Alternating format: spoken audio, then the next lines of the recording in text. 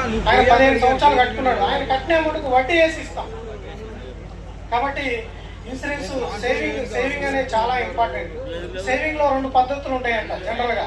మనకు మీకు insurance coverage వస్తుంది. అలాగే పర్మనెంట్ డిజాబిలిటీ జరిగి అంటే యాక్సిడెంట్ అయ్యి అతను కాలు చేయి పడిపోయి పని చేయలేని పక్షంలో అంటే పర్మనెంట్ డిజాబిలిటీ అంటారు. అలా పర్మనెంట్ డిజాబిలిటీ జరిగినా కూడా మనం ఇన్సూరెన్స్ ఇస్తాం. కూడా వాళ్ళు చెప్పారు. అంటే ఇన్సూరెన్స్ చాలా ఇంపార్టెంట్. ఇవాళ రేపు మనం ప్రతి దానికి ఇంపార్టెంట్ ఇస్తున్నాం. ఇన్సూరెన్స్ అని కట్టమని అడిగినైతే మాత్రం ఎవరు చేయట్లా. మన దగ్గర అంటే ఇన్సూరెన్స్ అంటే ఇప్పుడు వెహికల్ ఇన్సూరెన్స్, జనరల్ ఇన్సూరెన్స్ 10 లక్షలు 5 లక్షలు అంటే మనిషి వాడే వస్తువులే, అంటే ప్రాణం లేని వస్తువులకే మనం జాగ్రత్త తీసుకుంటున్నాం. ఎందుకు?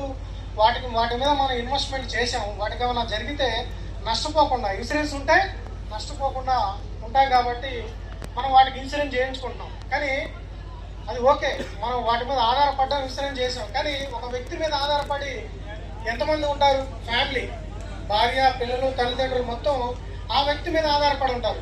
మనం వాటి మీద ఆధారపడ్డాం కాబట్టి మనం నష్టపోకుండా ఇన్సూరెన్స్ చేస్తున్నాం.